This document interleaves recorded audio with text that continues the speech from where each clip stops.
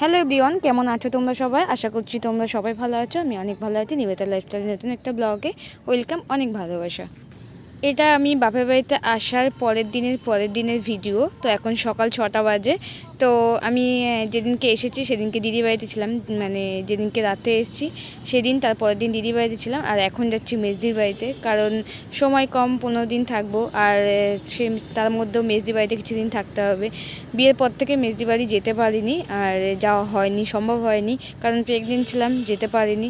আর সেই জন্য আমি ইচ্ছাই ছিল যে আমি আবার যখন নেক্সট টাইম আসবো তখন অবশ্যই মেজদি বাড়ি যাব। আর আজকে প্রথমবার আমার মেয়ে নৌকায় উঠলো।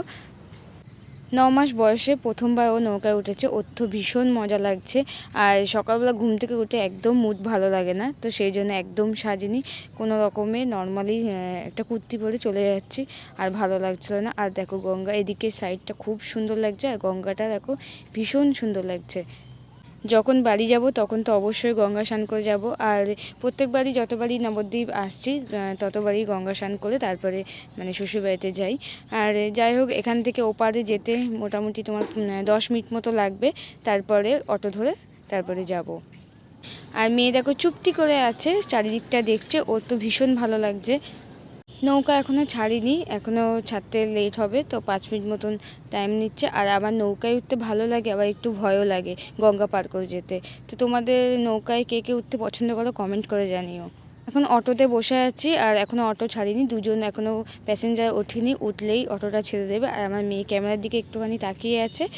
নবদ্বীপ ঘাট থেকে কৃষ্ণনগরে অটো করে যেতে 8 ঘন্টা মতন লাগে। তো এখন চলে এসেছি ট্রেনে।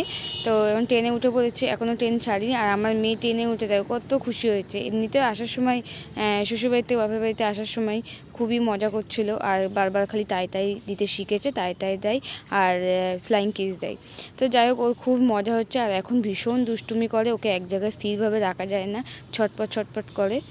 আমার মেজদি তো ভীষণ খুশি আমি ওর বাড়ি যাচ্ছি। তো ও প্রথমে বিশ্বাস করেনি, তো আমি আসার পরের দিনই আমি ওর বাড়িতে যাব। তো ফোন করে আবার শিওর হয়ে নিয়েছে তো আমি যাচ্ছি নাকি। তো আমি বললাম যে আমি যাচ্ছি।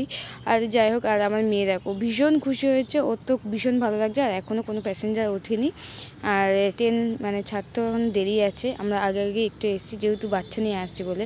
আর কৃষ্ণনগরে কচুরি মানে তো সেই বিখ্যাত। তো আমি যতবার মেজদি বিয়ের আগে মেজদি বাড়িতে গেছি ততবারই আমি এই যে কচুরি খেয়েছি কৃষ্ণনগরে। আর আমি খেয়ে নিচ্ছি আগে, তারপরে মা খাবে। তোমাদেরকে তো বলা হয়নি মেজদির বাড়ি বনগাঁ, তো এখন বনগাঁ চলে এসেছি। আর কৃষ্ণনগর থেকে বনগাঁ আসতে টাইম লাগে, মানে যদি ডাইরেক্ট ট্রেন হয় তাহলে 2 ঘন্টা মতন লাগে, আর যদি এমনি ট্রেন পাল্টাতে হয় তাহলে 3-4 ঘন্টা মতন লাগে। আর এখন মেজদির বাড়িতে এসে আমার মেয়ে তো কোনো ছেলের কাছে যায় না, তো পাপ্পুদার কাছে গিয়ে একটু কান্নাকাটি করছে। তো পাপ্পুদা তো বারবার বলছে আমি জোর করে নেব। পাপ্পুদা মেয়েকে জোর করে নেওয়ার পর মেয়েও বারবার এখন পাপ্পুদার কাছে যাচ্ছে, আর কান্নাকাটি করছে না। আর পাপ্পুদা সন্ধ্যাবেলাতে চপ এনে দিয়েছে, আর পাপ্পুদাও বেরিয়ে গেছে কাজে। এখন আমি, মা আর মেজদি মুড়ি খেয়ে নিচ্ছি, আর সঙ্গে দুধ চা। চপ দিয়ে মুড়ি খেতে কিন্তু ভীষণ ভালো লাগে, আমার তো দারুণ লাগে। আমি মেজদি বাড়িতে লাস্ট এসেছিলাম আইবুড়ো ভাত খেতে, তারপর আর আসা হয়নি। তো মেজদি বলছে যে অনেক দিন পর তুই আসলি, 1.5 বছর পর। তো যাই হোক, আমি মেজদিকে বললাম আবার যখন আসবো অবশ্যই আসবো।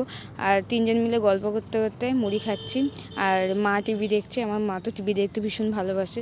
তো চলো আজকে ব্লগটা এখানেই শেষ করলাম। কেমন লাগলো কমেন্ট করে জানিও, ভালো লাগলে সাবস্ক্রাইব করো, যারা ফেসবুক থেকে দেখছো পেজটা ভালো করে দিও।